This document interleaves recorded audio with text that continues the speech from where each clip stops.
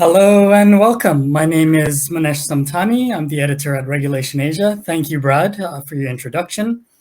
And welcome to all of our listeners to this very first panel of the event, High-Fidelity Transparency, a Digital-First Approach to Basel IV FRTB Architecture.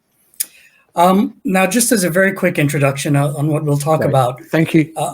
The market risk standard, known as FRTB, as most of us know, was finalized by the Basel Committee in January 2019. The standard is designed to address issues related to undercapitalized trading books, capital arbitrage between banks and trading books, and internal risk transfers within banks. So clearly it's seen as one of the biggest challenges of the Basel reforms. So in this panel, we'll talk about some of those challenges and how they're being addressed. I think many of us know implementation of FRTB has been delayed globally. So it's still slow to really take effect, but we are seeing a lot more attention being paid to the reforms. I'd like to just kind of first jump in and introduce our panelists and thank them for their time today. First, we have with us Aanya Madhani, Trading Solution Sales for Equity Trading and Regulatory Services at LSEG in Sydney. Aanya has done a lot of work implementing MiFID II regulations in Europe and currently has a huge focus on FRTB implementation with a focus on APAC. Welcome, Aanya. Thank you, Manesh. No worries. Glad to have you. Next, we have Anirudh Mehta, Associate Director at Bank of Singapore. So Anirudh has been working in his bank's initial margin backtesting and margin methodology team, and he's previously undertaken reviews of FRTB models and QIS studies while he was at KPMG. So welcome, Anirudh. Pleasure to have you. Thanks, Manesh. No worries. And Sean Moore, partner for the Risk Advisory Practice and Financial Services lead at Deloitte in Australia. Sean's work is currently very focused, again, around supporting FRTB implementation at banks in Australia. He's also very involved in some of the global networks for FRTB, seeking to develop best practices. So thank you, Sean, for joining the panel. Welcome. Great. Thanks, and nice to be here. You're welcome. So I guess just sort of jumping straight into it, I'd like to kind of, ask your thoughts here a bit more about the current implementation timelines. The Basel timeline, of course, is the 1st of January 2023, but of course, we're seeing some divergence across jurisdictions. Maybe, Sean, you could kick off by giving a quick overview of where we're at with FRTB and sort of what you're seeing in terms of implementation timetables at the local level, how prepared banks are, and so on. Go ahead, Sean. Thanks for that, Manesh. So I think what we're seeing globally is banks working towards, in Europe, to a 2023 deadline. Some instances, they're using national discretion to push that out by a further 12 months.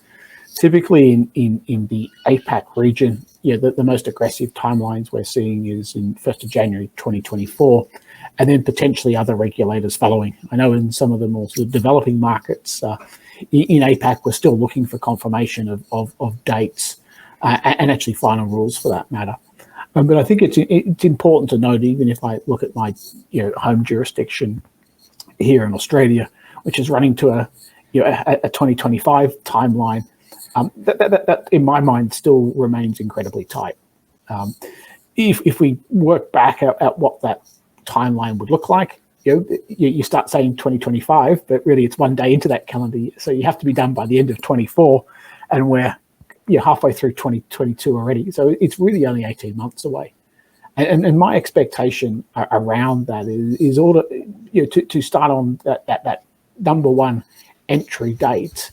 You're going to need approval by regulators. So there's a model approval process that regulators are going to want to attest to. In order for you and the banks to do that, the banks are going to need to be able to prove back testing and potentially up to a year of parallel runs in order to provide regulators and independent authorities sign off.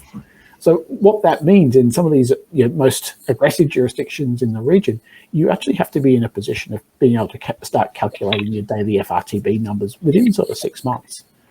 And in order to do that, and some of the things the panel will talk about later today, there's huge amounts of technology development, operating models, technology implementation and data upgrades that need to be done in that time frame. So I do challenge people, and I believe the time frames are extremely complicated and aggressive.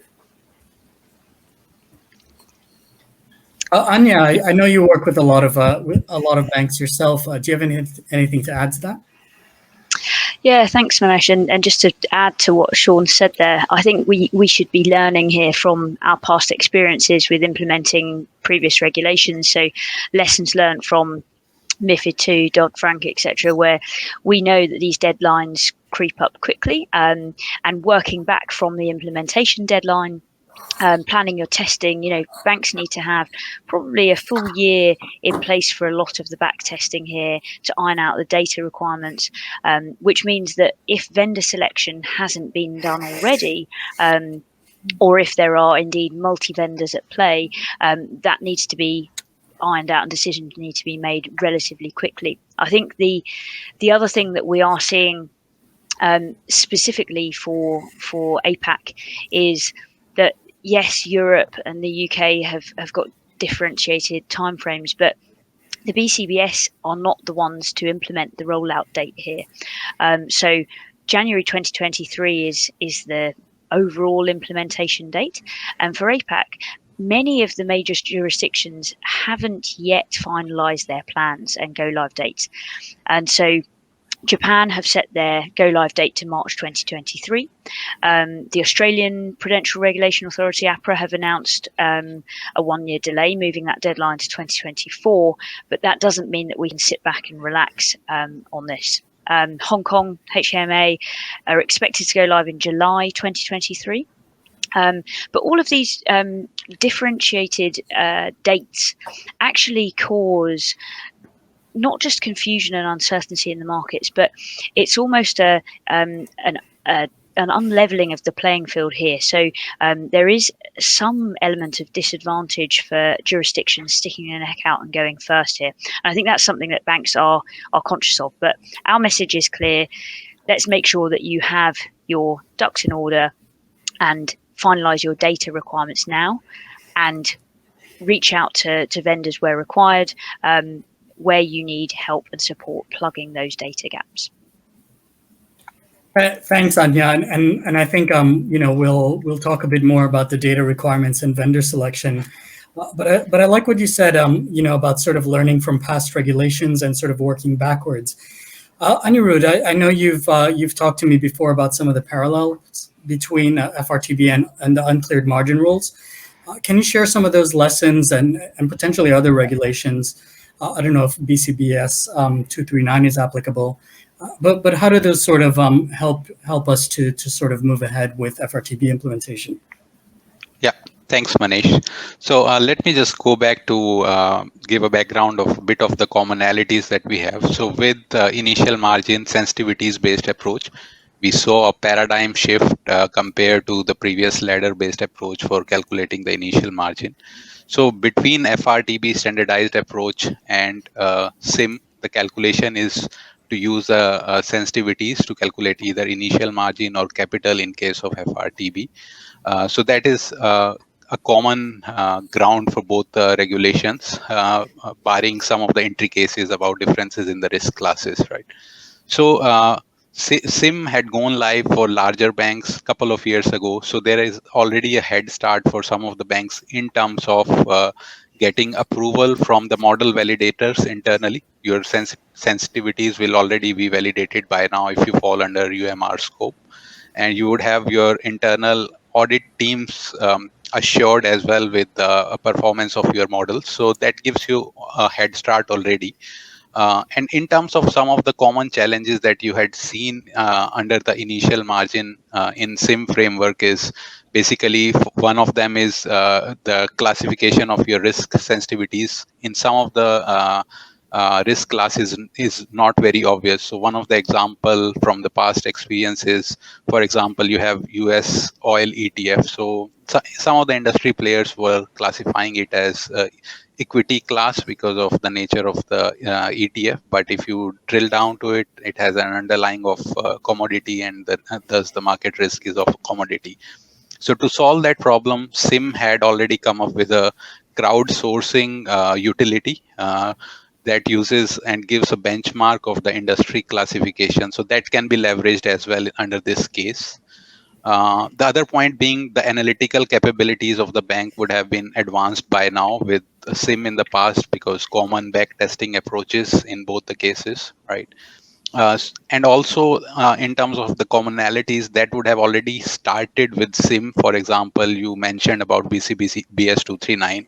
So the data traceability was a key point, and under BCBS 239, especially the risk data. So that have also kick-started a while back with initial margin. So all in all, with FRTB, the ground has already been set, and you have to take off from there. So if you are part of UMR, you have a lot of learning. You can use the resources within the bank for SIM that you had used. You can use for FRTB. You can, most importantly, you can also use your learnings during the time of the initial margin implementation. Thanks, Anirudh. That's really interesting, and I guess maybe that a bit of a positive that banks are not necessarily having to start from scratch. There are resources and lessons from previous implementations. Maybe moving to Aanya, with regard to FRTB implementation, in your conversations with banks, what are you hearing are the key pain points that they're trying to address? So I think the biggest one is data.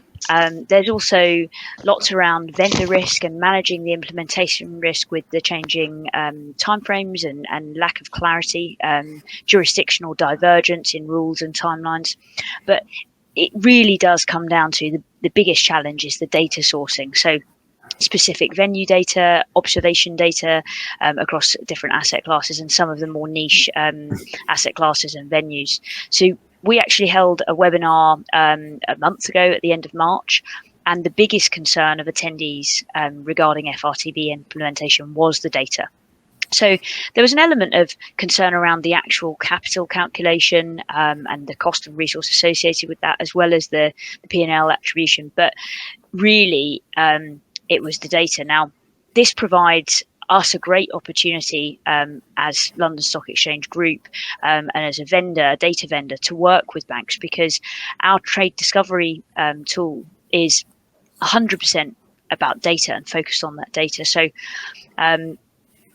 the biggest pain point in the data sourcing is where they can get specific data for real price observations, and where banks have selected a vendor, or they're using a vendor or in-house solution, and need to fill specific data gaps. So may think they're completely sorted, and then as the analysts start looking and running some of the back testing, they're actually uncovering holes in the data.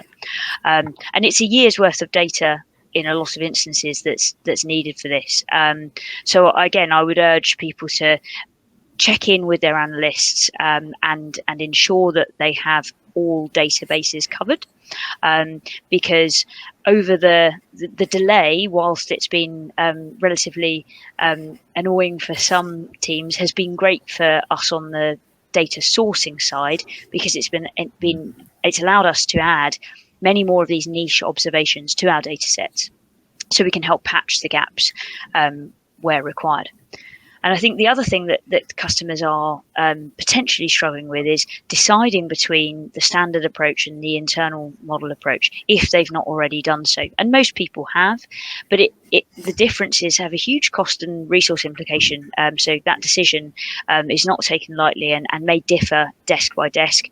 Or some of the customers we're speaking to may have a standardized approach for the majority of their desks, and then IMA coming in at a later stage. That's maybe Sean. I wonder if you have anything to add on sort of the reasons that sort of data is really becoming a huge challenge in this. Yeah, so I think if we put our mind back to why the FRTB reforms came forward, it was in reaction to perhaps lack of predictability in the global financial crisis in 2008, that bank models didn't display the catastrophic consequences. So the deliberate intention of FRTB was to be far more risk sensitive. And the nature of, at its core, calculation is an expected shortfall calculation, where historically the other older rules, or the current rules under Basel 2.5, use VAR. Moving to an expected shortfall, by its definition, is looking for the worst possible outcome through your observation period. So what that calculation looks to do is to take your current positions, to stress it, run it over 10 years of history, and return whatever is the worst possible outcome. Therefore, by definition, if you do have poor data, that poor data is likely to overstate what that capital number is. So as banks, in my experience, have been working through looking at their FRTB calculations, and if they have got some sort of huge unexplained or unexpected outcome, nearly 100% of the time it comes to the fact that it's the data that's being referenced that is wrong, is driving the outperformance in the capital calculation. So you've kind of got that from a methodology perspective. I think that the second one which draws it out is that typically for capital reporting processes under your current VAR methodology, the banks tended to produce one number. So it was a big aggregation of all your activities across your desks, across your locations, across your portfolios. Under FRTB, as Aanya was talking about, the calculation is required at a desk level. So you're actually running your calculations at a far more granular level, and you'll lose that sort of differentiation or the ability to kind of dissolve, the ups and downs across a broader portfolio. So the fact that it's more kind of nuanced and more specific and granular in its outcome, it tends to draw yourself to poor data, and poor data creates adverse outcomes in your capital calculation. Okay. So I know we have a lot of banks sort of dialing in to listen to the event. So I'd like to see if we can try to make this as useful as possible for them. So if we could dive a little bit more deeply into some of the more specific data challenges. So I know the IMA approach is a bit more challenging, particularly the RFET test. Can you sort of elaborate a bit more on that, Sean? Yeah, so banks have a choice to make. So as most people on the call would know, that all banks are going to be required to do standardized approach. And that will enable comparability across banks and across regions. But they have a choice. They don't have to go down the path of going down IMA. Although there is some discussion that maybe regulators have an expectation of sophisticated banks that they should. Now, in order to justify that IMA approach, it's a cost-benefit analysis that the banks are going to have to do.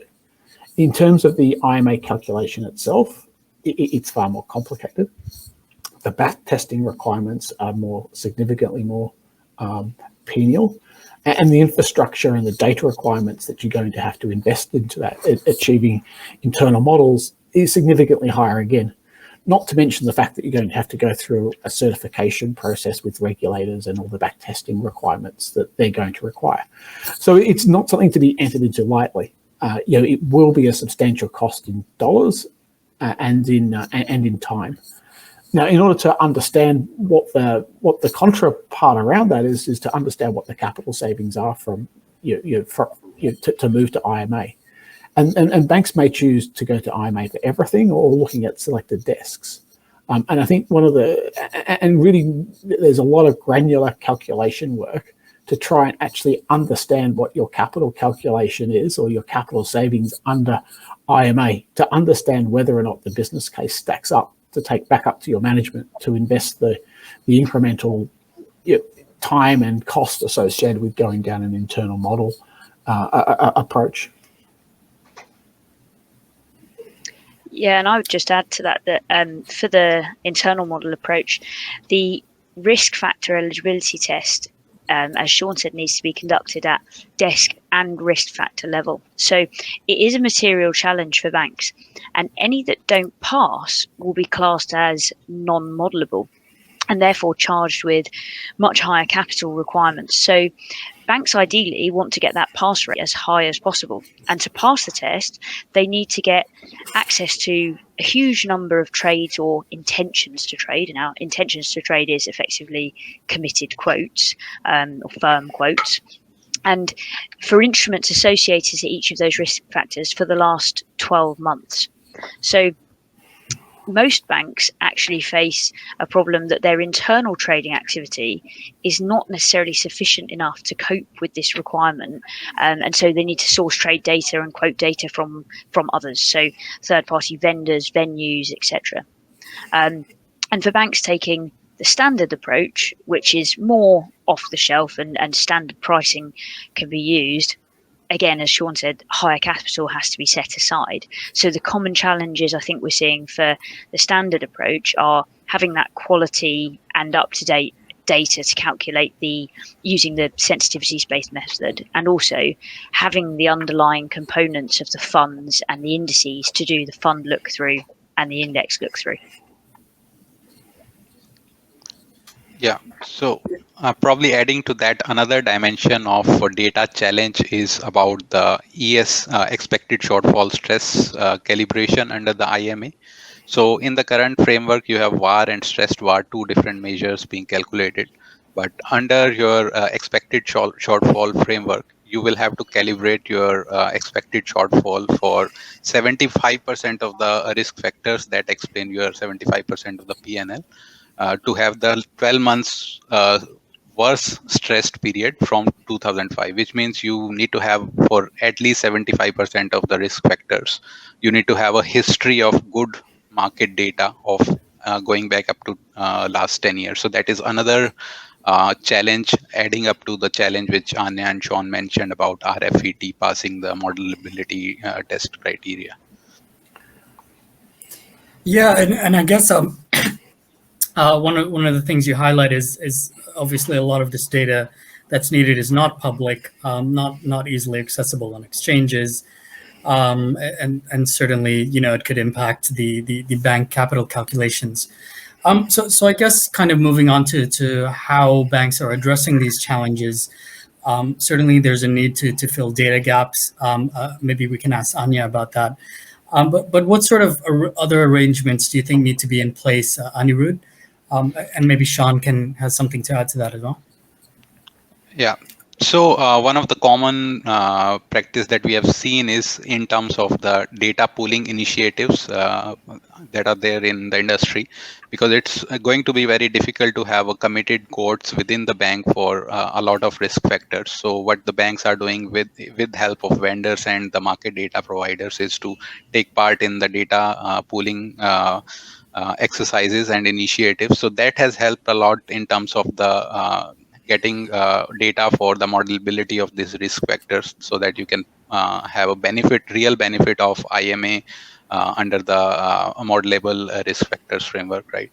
And the other part is basically in terms of the governance of the data, which means basically you need to maintain and keep up to date periodically the data for the risk factors that you have. Also to have a framework and process to identify new risk factors that have been added and backfill the market data for that. So you need to automate those processes as well within the bank to have a standard approach to maintain the existing modelable versus non-modelable risk factors, and also to add new to be able to identify the market new risk factors that have been added in the recent past and backfill the market data for those, so that you can readily use your risk engines to do all the calculations. So that's another dimension. And also, again, coming back to the traceability issues, given the massive requirements under FRTB and the impact it has on different departments, you need to have one single source, a golden source for the data that is used for reporting for operations, finance, risk, and different MIS systems that you might have. So that is another key approach that banks are following or should follow that are not yet there. Yeah, and I think from a practical perspective, I think what we are seeing at most banks, if not all banks, is that they are setting up a data work stream within their broader FRTB project, almost exclusively to deal with some of the issues that were just described. I think there's often a focus around remediating your data, so where you've got poor data or insufficient data or gaps in your data, and absolutely that's part of it as well. But I think equally important, a big part of it around has been about operating model. So who owns the data? Who's responsible for its validation? Under perhaps some of the historical reg rules that allowed your trading desk to have an independent set of data, and then your market risk team to have its own, and then potentially even your finance department to have a third set of data, all of which it used to reference and calculate the bank, their view of the bank's risk. FRTB is forcing you to integrate those data sets and have a single source. I think what's actually been confrontational at some of the banks has actually been determining around who owns that. So who owns the yield curve? Is it a trader? Is it somebody in risk? Who's performing the validation? When there's proxies or extrapolations to be made, or assignments around modability or non-modability, who is accountable for that, and what is the validation process around it? And again, that takes time to build, and equally there's a cost and an effort basis. There's a lot more data that's needed, and acquiring data can be expensive, and acquiring those systems and technologies and processes to house that data. I would say that most banks have invested in technology to upgrade their capture and storage and traceability of their data platforms. Thank you, Anirudh. Thank you, Sean. So yeah, I mean, that's a very, very detailed explanation about some of these challenges, and it's just kind of made very clear that there's a lot more data that's needed, as you say, Sean. And I guess Aanya, this is really your key focus. It's what where LSEG comes in. Can you sort of explain what you guys are doing over there to address some of these FRTB data gaps? Interested to understand how some of the clients are overcoming these hurdles. Yeah, absolutely. So I think how can us and we as a vendor help here? So through London Stock Exchange Group and Refinitiv's trade discovery tool, I think we basically cover we can provide evidence of all executed trades we take from all venues across the MiFID II venues, the FINRA Trace venues, and we source all of those price observations. And in the last 2 years, developing on our group's growth, so the fact that LSEG acquired Refinitiv means that we've had the additions of LCH data, FXall data, TradeWeb, etc. Now, I think the first thing here to state is that it's not unusual for banks to use multiple vendors. So it's actually quite sensible for a large bank with multiple desks, or indeed a large desk even, to use multiple providers for that data and across different asset classes. And so there's no reason why LSEG Refinitiv data cannot be used alongside other market data vendors, and indeed our data drives a lot of the other models. I think the other thing to think about with the risk factor eligibility assessment is how you access that data, the computational processing required with that. So whether you're taking it via an API, how much data you actually need. And our trade discovery tool allows you to select individual observations. You can plug basically any gap. You don't have to take the whole data set and therefore use up computational power as well, which I know is one of the concerns that customers have raised around actually going through the test and calculating their results.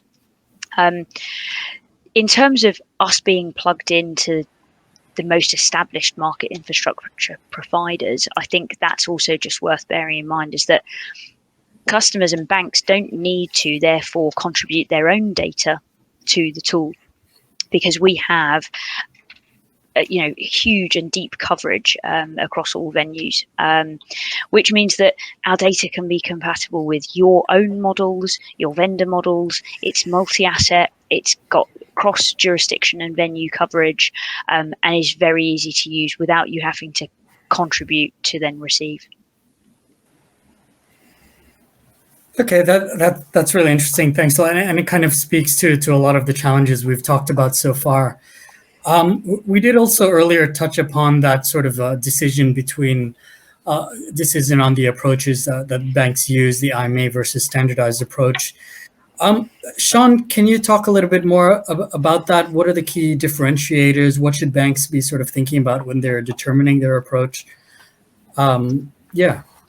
So I think one of the key tests around looking to go down IMA is the requirement for your P&L attribution and backtesting requirements.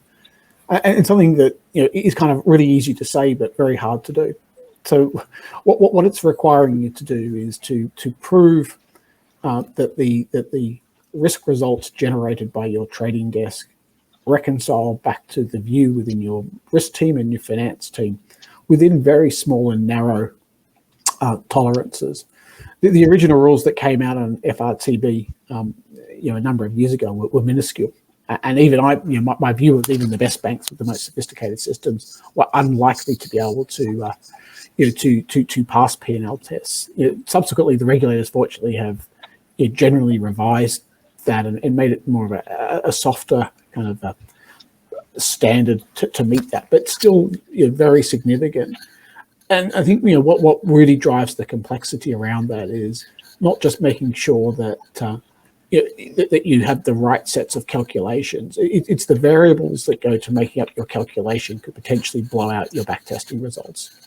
And what we've seen is that it's caused a real conversion of platforming across the banks. So historically, banks would have separate systems for trading, risk, and finance. And inherently, there was just timing differences, data differences, different views around end of day, snapshots on market data taken at different points. And all those variables in my mind almost made it impossible to meet your P&L attribution requirements. And therefore, what we've seen with banks that have ambitions to go down an IMA path, many of them have taken the opportunity to simplify their platforms and looking for a more linear and shared set of technologies, again, from their trading, risk, and finance. Not all banks are doing that. There are some that are differentiating it. For those that do have differentiations, are building in complex reconciliations. And the pressure in my mind is that this is not a one-off, or it's something that's required to be done on a daily basis. And a post-trading day is short, particularly for those banks that have trading desks in global locations. The actual turnaround time to get those reconciliations is tough. So it's not really just a question of turning around and saying one day, we think IMA makes a lot of sense because we've had a look at the capital savings. It's a multi-year technology replatforming agenda is really what you're setting yourself up for, in my mind, if you have ambitions for IMA, or even if you want to make sure that even if you have ambitions that you may want to do IMA and provide yourself with that optionality down the track.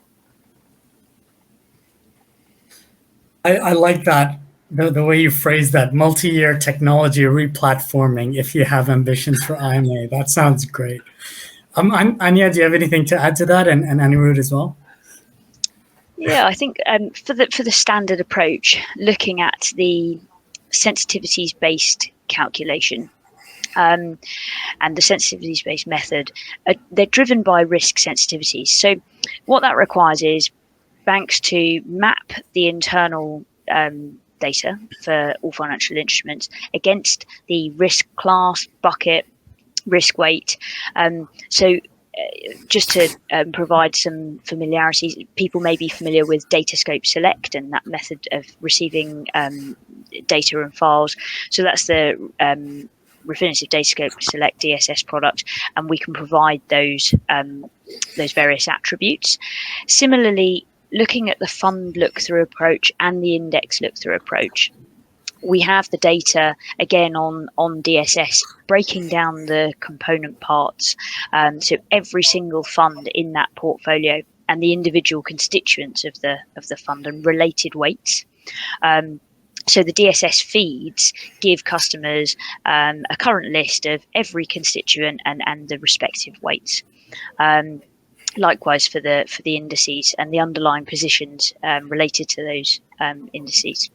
I think the key benefits here, so On the IMA side, the RFET test, our trade discovery tool looks at evidence of executed trades, committed quotes, as I've said, and really helps banks pass that risk factor eligibility test. So running those tests early is key, so that you understand where your gaps are. And I can't stress that enough. Understanding that you have an implementation plan that is actually going to work, rather than just, we've got a vendor, we're going to be sorted. And running those tests and updating data daily so that you can continually monitor your risk factors. Looking at your reference data, and can that very easily be fed into your VAR engines? Do you have issues with T's and C's or corporate actions, and really identifying those early on? Tick history, the look back period and how long you need to hold that data for, again, is a common problem, and I'd urge people to check that now to see if they need to be putting feeds in place to get that tick history. And looking at connected risk, so again, something that we can do across the board. So bringing together risk and reg processes to give a holistic view, I think is key. I think it's a really strong point that Aanya makes. I think the best practice we're seeing around banks implementing at the moment, whether it be in region or globally, is they are running the calculations. Even way before final implementation. Whether they be using proxy systems or beta versions of their technology platforms to actually, run calcs, with their real positions, using their real data, and really getting an early view around where their shortfalls are in data and computation. Thanks. Anirudh, I guess you probably can also contribute to sort of the key considerations for the different determining the approaches. But on top of that, maybe you can also talk about the approaches to model risk governance, which I think Aanya and Sean have highlighted, have some significance as well. Yeah. So coming to the choice between IMA and standardized, as Aanya and Sean has covered. So the other key insight banks need to have with their own circumstances is to see which desk they want to have the IMA approval for, because based on the past study on an average aggregate industry level from ISTA, so there are differentiation in terms of the benefits across asset classes. FX, for example, and equity would have most benefit compared to your credit or interest rate. So if you are heavily trading on FX, it would rather make sense to have a look at do cost benefit analysis if you want to invest in the technology, resources, and everything. The other point is in terms of the number of desks we want to have IMA approval for. So there is a sort of cliff effect as well, which was noted in the earlier studies from ISTA. So the real break-even point is somewhere around 60 to 80% of your desks are IMA eligible. Then you will achieve the break-even point. So, but this was on average on the industry level, but each bank would have a unique circumstances, and that's why they need to have that kind of quantitative impact studies done as well, which have been ongoing in the past that we have seen at least in the Asian banks here. And touching upon the model governance piece, so the key differentiation which Aanya previously mentioned about was the P&L attribution test, and Sean had touched as well. So here, from jurisdiction to jurisdiction, some banks would have a head start and tactical advantage. For example, the US banks, based in my previous life. So SR 11.7 guidelines mandated the model risk framework and the governance of the model risk. So the banks 7 or 8 years ago had been doing this similar to what you call plat test under FRTB to align their risk system sensitivity based P&L calculation and compare that to the front office hypo P&L. So in that sense, the earlier issues they would have sorted out in terms of the risks of their P&L that were not covered initially. Some of the sensitivities would have introduced to cover up the risk for the front office P&L. Even though the threshold might differ that was used as a part of SR 11.7 versus what is mandated under FRTB, but they have a tactical advantage. While the practice of model risk governance is uncommon in the Asian counterpart, so that is something where some of the banks in US have a head start as well. Okay. So I guess we have about 10 minutes left. I'd like to just kind of see what other thoughts you think banks should be having to ensure their preparedness. And then kind of after that, maybe we can talk about what regulators should be doing. Maybe Sean, you can kick off. What else should banks be considering that we haven't already talked about? Yeah, I mean, the ones that I would do, I mean, most people in banks are very data-driven and they're very numerically driven. So there's no substitute in my mind for calculating the numbers and by trading desk, actually having a clear view around what's your capital under the current rules, what's your capital under standard rules, and what's your expected capital under IMA. Now, it's a tremendous amount of work to get there. You know, the two advantages that you'll drive out of that, it will help you make the decisions around cost benefit, and it will very much help focus management mind. You know, if they sort of see all of a sudden capital going to double under standardized rules, you're going to get a whole lot more focus around, potentially around AMA and or other alternatives. The other part about doing those calculations early, you know, I think it will call out and surface data issues you're going to have, complexity around calculations, the ability to determine non-modable or modable risk factors. And it's kind of only through actually going through the diligence and running the numbers that you're actually going to get early insight into what those pieces are. And, I think both in terms of improving the delivery of your projects, getting an early look around what are likely to be your major challenges, and getting management buy-in are all achieved through that.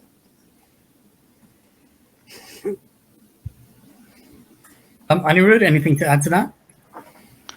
Yeah. So the other important aspect for the banks that have not yet started in terms of the selecting the vendor as well. So the other key aspect is about the vendor selection.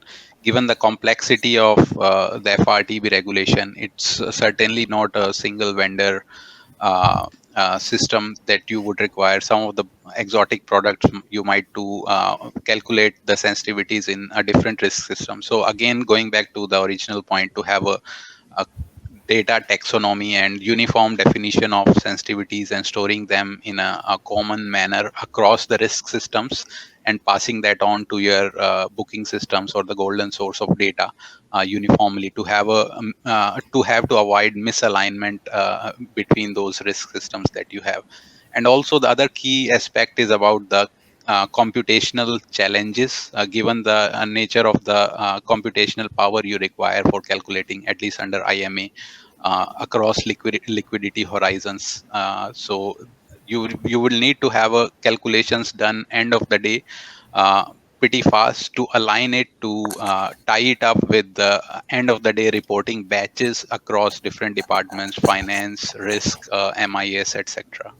So everything needs to tie up with your end of the day reporting batch. It has to start before the calculating before that, and complete that and pass it on to your golden source, where different risk reporting systems and other reporting systems will take it from. So these are the two key points in terms of the vendor selection and alignment required. A lot of moving pieces, and I suppose it kind of, one of the earlier points we talked about was sort of, the difficulty for banks to actually plan and do all of this work before kind of knowing what the finalized rules will be. So kind of, I was thinking maybe we could talk a little bit about that. I understand jurisdictions might not necessarily want to be front runners in implementing FRTB, as it could disadvantage their local banks.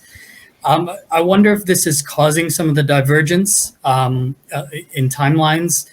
And I'm also interested to understand, some of the divergence in the interpretations of the rules and how they're being locally implemented. I guess, the question being, what should regulators be doing to sort of ensure effective implementation of FRTB? Who wants to kick off? I'll have a go. So my view is that the standardized rules, at least under the Basel framework, have solidified. The first rules came out 7 years ago. They've been reviewed. They've been relatively consistent for 3 or 4 years now. I'd be surprised if major regulators around the world are going to tinker too much with standard rules. And I think if I was running my project, there's enough there to feel confident that that's what it would reflect. Around internal, I would expect potentially local regulators to place nuance on IMA, model eligibility tests, and those kind of things. So I think, I would, particularly if I was perhaps in a developing market, focus on getting your standardized right, keep your options open for internal models, work with your regulators around what those tests would look like. To me, FRTB was all about producing more market and risk sensitive capital calculations and aligning economic risk with capital. So fundamentally, it's the right thing to do, and regulators, I think, are incentivized to do it. I understand why nobody wants to be, the first to adopt. There's a lot of advantages in being a fast follower. And we're seeing that already today. Talking to some of my colleagues in Europe, the work that they're doing is not so much around implementation of systems or technologies. It's more so around what if type scenario. So what happens if we conduct this type of trading?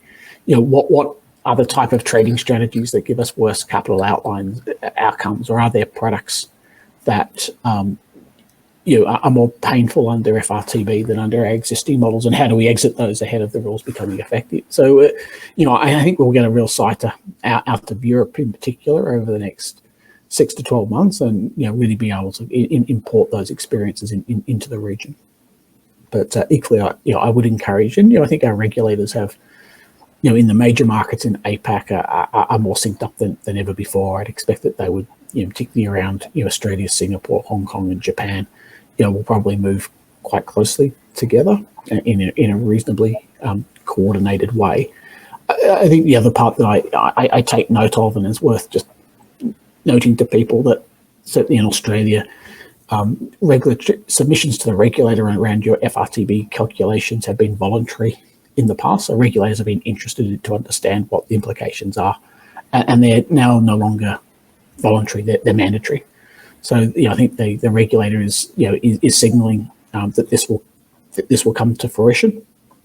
And then probably the final point I'd probably note that historically regulators had a habit of just date slipping. I think over the last 3 or 4 years, they've taken a different approach, and I think it's an improved approach, which is to say, we still expect you to implement on the timelines that we have stated, but we may defer the actual capital impact on the bank or bleed that in over time. So I'd expect that if they feel that banks are struggling technically to meet the regulatory deadlines, they'll still hold banks true to those deadlines, but be a little bit more generous around applying capital increases if they're more penial. Yeah, I would just add to that please don't delay and wait for the regulators to move before you get your data in order.